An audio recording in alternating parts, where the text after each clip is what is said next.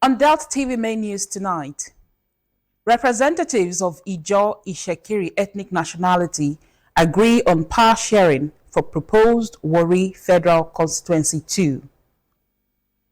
Presidential villa set to disconnect completely from national electricity grid. Minister of Defense says lasting national security can be achieved through protecting democratic values. And abroad, Iran confirms readiness to end 3-month war with the United States in coming days.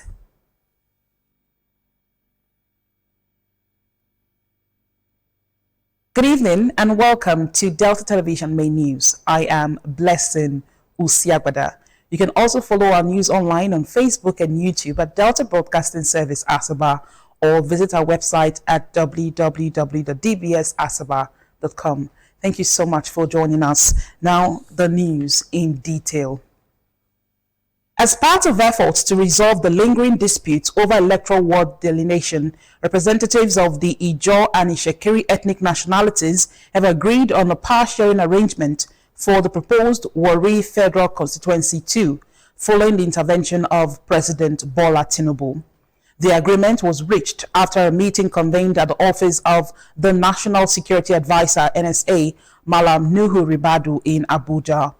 According to the resolution signed by representatives of the Ijaw and Ishekiri groups and witnessed by stakeholders, the parties agreed on a rotational arrangement for the House of Representatives seat in the proposed Warri Federal Constituency 2. Under the agreement, the House of Representatives seat will rotate between the Ijaw and Ishekiri ethnic groups, with the Ijaw nationality taking the first turn for 2 consecutive terms before the seat shifts to the Ishekiri for a similar tenure. The agreement was signed on behalf of the Ijaw nationality by former Deputy Governor of Delta State, Kingsley Otuaro, and Dr. Eric Omare.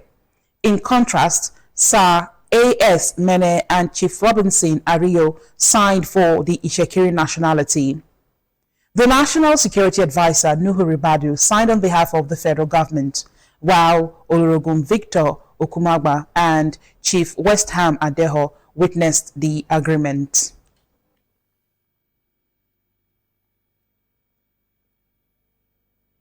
The presidential villa in Abuja is set to disconnect completely from the national electricity grid and operate on an independent solar power system as part of efforts to reduce energy costs.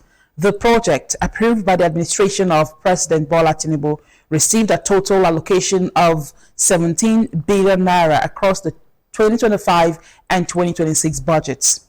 State House Permanent Secretary Temitope Fashedemi said the solar installation was completed at the end of 2025 and is undergoing final technical evaluation ahead of full operation.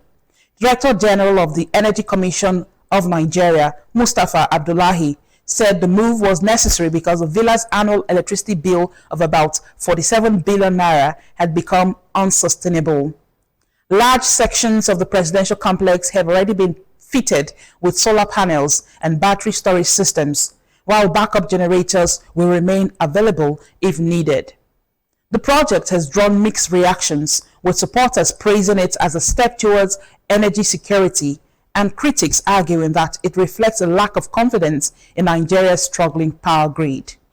The presidency has not announced whether similar solar projects will be extended to other federal government institutions. The Nigerian Civil Aviation Authority, NCAA, has disclosed that the pilot who flew the private aircraft that landed on a road in Ogwashuku, Delta State, is 75 years old, while the co-pilot is 70 years old. The aircraft, bearing registration number N989BC, drew public attention after it reportedly landed on a road in the community, raising concerns about aviation safety and regulatory compliance. Speaking on a television program, the NCAA's Director of Operations, Licensing and Training, Captain Don Spieth, clarified that both pilots hold American licenses and were operating under United States aviation regulations.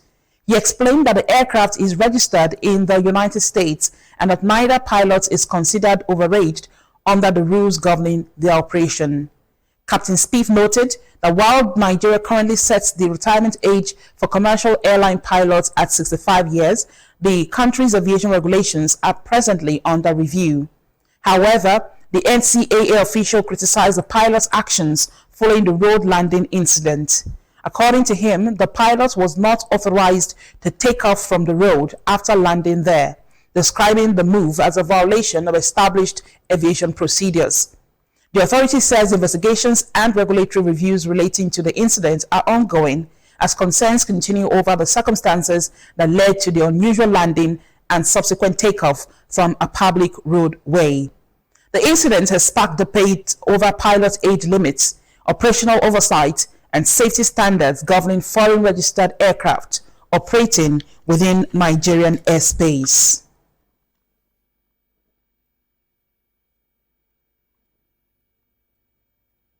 The Minister of Defense, General Christopher Musa, says true and lasting national security must go beyond military strength and be anchored on defeating ignorance, conquering hopelessness, and protecting democratic values. Speaking at the June 12 special edition of the Platform Nigeria in Lagos, General Musa said economic progress can only be sustained in an environment where security is guaranteed. He noted that while the instinct of national defense often focuses on troops, air power, and intelligence operations, lasting security depends on addressing deeper social challenges. According to him, true and lasting security is anchored on the defeat of ignorance and the conquest of hopelessness, adding that no democracy can thrive where fear dominates daily life. The defense minister also reviewed Nigeria's security situation, acknowledging gains by the armed forces, including the neutralization of terrorist leaders and disruption of criminal networks. However, he warned that threats such as banditry, kidnapping, cybercrime, and transnational extremism remain highly adaptive and interconnected. General Musa further paid tribute to those who fought for Nigeria's democracy, stressing that emerging security challenges require a faster, technology-driven approach to national defense.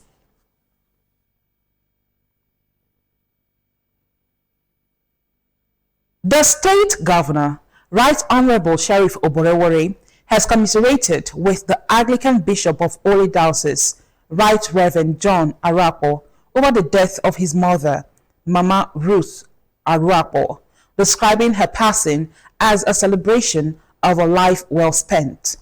The governor gave the condolence message at the funeral service held at St. Michael's Anglican Church, Emevo, in Isoko North local government area. Governor Oborevwori urged the bereaved family to take comfort in God and reflect on her legacy, noting that a fulfilled life is measured by the positive impact left behind, not just longevity. He said Mama Arapo lived an exemplary life, reflected in her children and the many lives she touched, and encouraged the family to uphold her values of faith and service. In a sermon at the service, Archbishop Cyril Odutemu of the Bendel Ecclesiastical Province called on Christians to remain steadfast in faith, reminding worshippers of Christ's second coming and the need to live righteous lives. He urged believers to focus on internal values, stressing that earthly possessions are temporary while faith in God remains everlasting.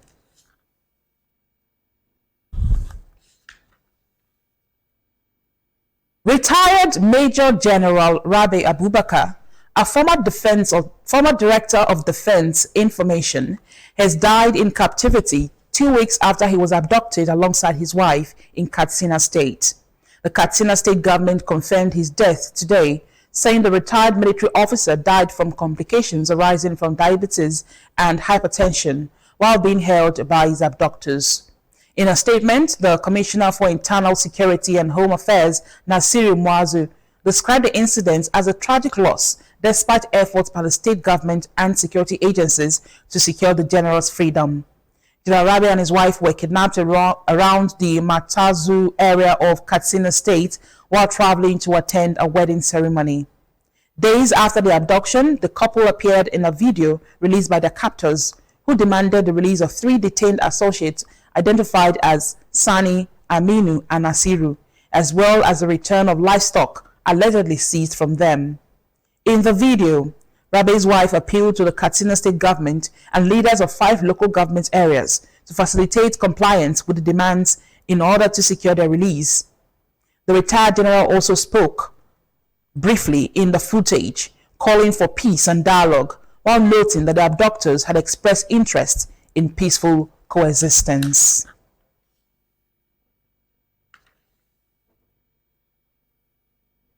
The state governor, Right Honorable Sheriff Oborevwori, has expressed deep sorrow over the death of former Commissioner for Health, Dr. Joseph Otumara, who died on Friday, June 12, 2026, at the age of 65. In a statement, the governor described the late Otumara as an accomplished medical doctor, seasoned administrator, and dedicated public servant, whose contributions to Delta State remain indelible. Governor Oborevwori said the deceased service in healthcare, local government administration, and politics reflected a lifelong commitment to public good, noting that his passing is a painful loss to his family, the Shekiri Nation, the APC, and Delta State at large. He extended condolences to the bereaved family, the people of Warri South, the political associates, praying for God's comfort and the peaceful repose of the deceased soul.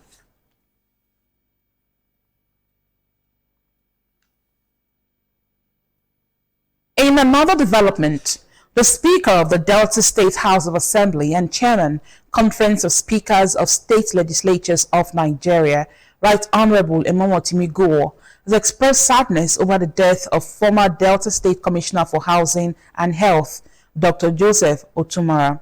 In a statement by his Chief Press Secretary Nkem Wike, Honorable Goor described the late Otumara as a patriot, respected leader, and political pillar of Delta South, who served the state with dedication and distinction.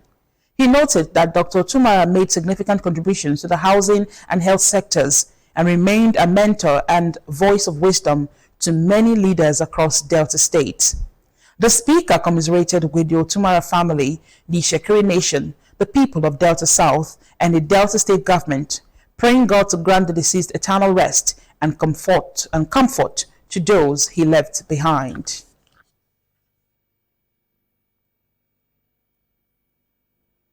You're watching Delta TV Main News. Still to come, Iran confirms readiness to end 3-month war with the United States in coming days. Details of this story and many more will come after the short break. Please stay with us.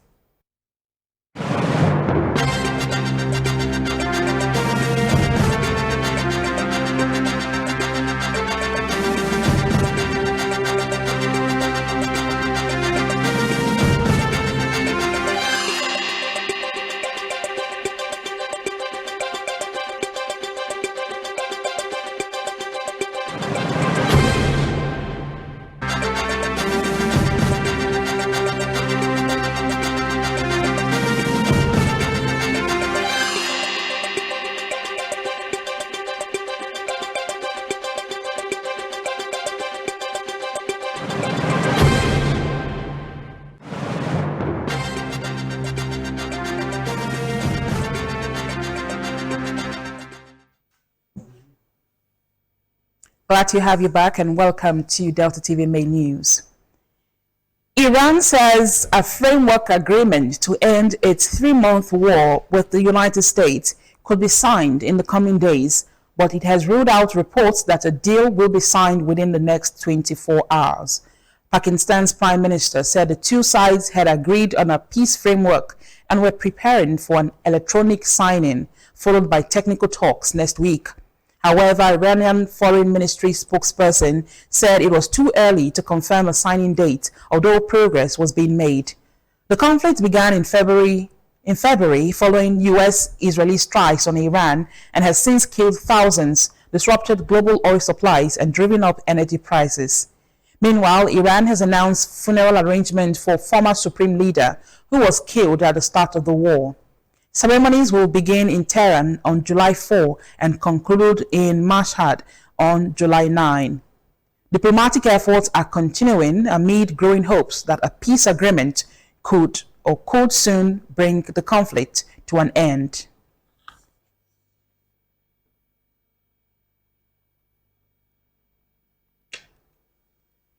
South African President Cyril Ramaphosa has filed an urgent court application seeking to halt a parliamentary impeachment process linked to the so-called Farmgate scandal. Court documents show Ramaphosa wants the High Court to first rule on a separate case challenging an independent panel's findings of misconduct over the incident, in which about $580,000 in cash was reportedly stolen from a sofa on his farm in 2020. The president has said the money came from the sale of buffaloes, but questions remain over why such a large sum was hidden in furniture and whether it was properly declared. Ramaphosa denies any wrongdoing. South Africa's Constitutional Court recently revived impeachment proceedings, ruling that a 2022 parliamentary decision to halt the process was invalid. The High Court is expected to hear Ramaphosa's challenge to the misconduct findings between September 2 and 4. The 73-year-old president, in office since 2018, faces political pressure as Farmgate continues to overshadow his anti-corruption pledge. However, analysts say he is still likely to survive any eventual parliamentary vote on impeachment.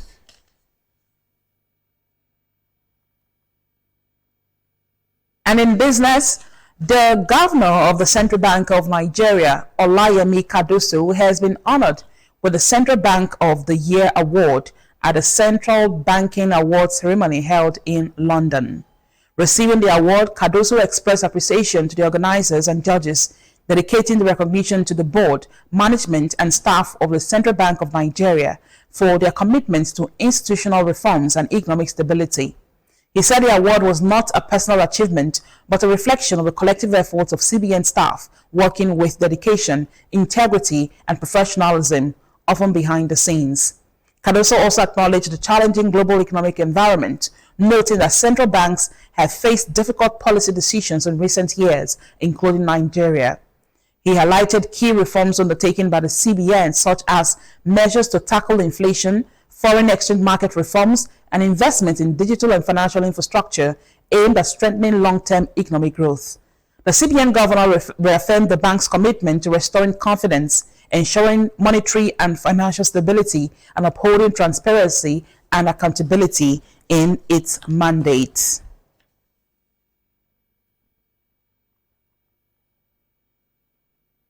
The Nigerian National Petroleum Company Limited, NNPC Limited, and security agencies have stepped up efforts to tackle pipeline vandalism following the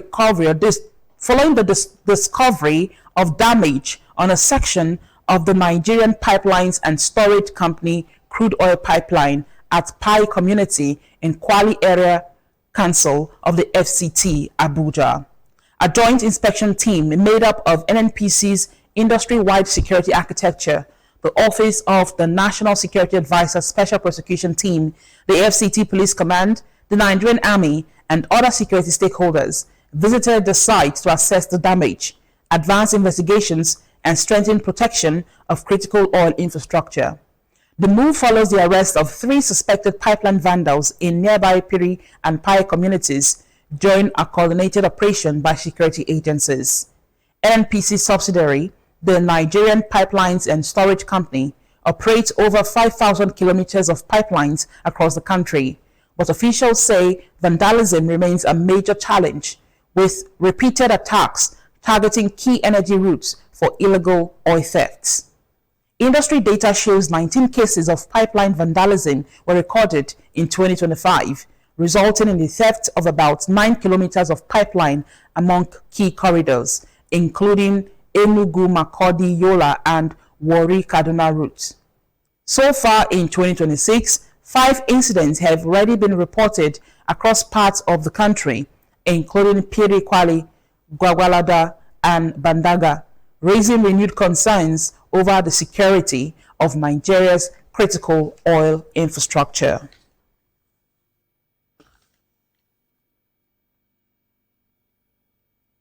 And from the world of sports, match day 2 of the ongoing FIFA World Cup delivered drama, goals, and standout performances from the tournament's heavyweights. Co-host United States opened their campaign with a commanding 4-1 victory over Paraguay, powered by a first half brace from striker Folarin Balogun. The emphatic Group D win marked a dream start for the Americans, with the 4 goals representing their highest ever tally in a single World Cup match. Balogun also made history, becoming the first U.S. player to score twice in a World Cup game since the inaugural 1930 edition. Earlier, Canada secured a historic moment as striker Sir Larin came off the bench to rescue a 1-1 draw against Bosnia and Herzegovina. In a frenetic Group B encounter, Larry made an immediate impact, scoring just minutes after his introduction when he turned sharply inside the box and fired home the equalizer in the 78th minute. The result earned Canada their first ever World Cup point in their third appearance at the tournament, with Larry also registering Canada's first World Cup goal on home soil.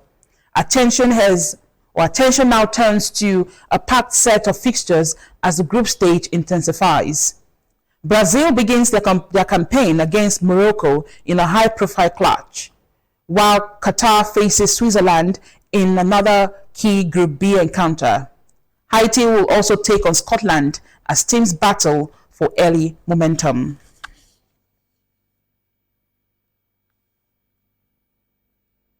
The 2025-2026 Nigeria Women Football League Premiership Super 6 reaches a thrilling conclusion in Port Harcourt tomorrow, with all eyes on the Adokiye Amiesimaka Stadium for match day 5. Defending champions Edo Queens lead the standings with 9 points, but the title race remains wide open. Bayelsa Queens and Nasarawa Amazons are both close behind on 7 points, setting up a tense final day showdown. The headline fixture will see Edo Queens face Bayelsa Queens in a winner-takes-all clash at the main bowl, a match expected to decide the championship. In another fixture, Nasarawa Amazons will take on Rivers Angels on the mini pitch, aiming for a vital win, while also monitoring developments in the title race. Earlier in the day, Abia Angels will meet FC Robo Queens in a final match aimed at ending their campaign on a positive note. Beyond the title battle, the grand finale will also feature the crowning of the new NWF champions, alongside individual awards, including Player of the Season, Top Scorer, and Goalkeeper of the Season.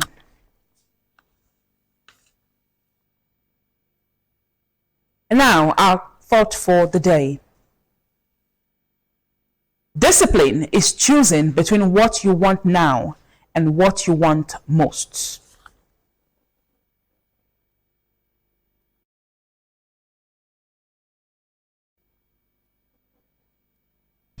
To end the news, here are the highlights. As part of efforts to resolve the lingering disputes over electoral ward delineation, representatives of the Ijaw and Ishekiri ethnic nationalities have agreed on a power-sharing arrangement for the proposed Warri Federal Constituency 2, following the intervention of President Bola Tinubu. The agreement was reached after a meeting convened at the office of the National Security Advisor, Malam Nuhu Ribadu, in Abuja. The presidential villa in Abuja is set to disconnect completely from the national electricity grid and operate on an independent solar power system as part of efforts to reduce energy costs. The project, approved by the administration of President Bola Tinubu, received a total allocation of 17 billion naira across the 2025 and 2026 budgets. The Minister of Defense, General Christopher Musa, says true and lasting national security must go beyond military strength and be anchored on defeating ignorance, conquering hopelessness, and protecting democratic values. Speaking at the June 12th special edition of the Platform Nigeria in Lagos, General Musa said economic progress can only be sustained in an environment where security is guaranteed. And abroad, Iran says a framework agreement to end its 3-month war with the United States could be signed in the coming days, but has ruled out reports that a deal will be signed within the next 24 hours. Pakistan's Prime Minister said the two sides had agreed on a peace framework and were preparing for an electronic signing, followed by technical talks next week. That ends Delta TV Main News tonight. You can also follow our news on Facebook and YouTube at Delta Broadcasting Service Asaba, or visit our website at www.dbsasaba.com. Thank you so much for joining us. I am Blessing Usiagwada. Have a restful night and goodbye for now.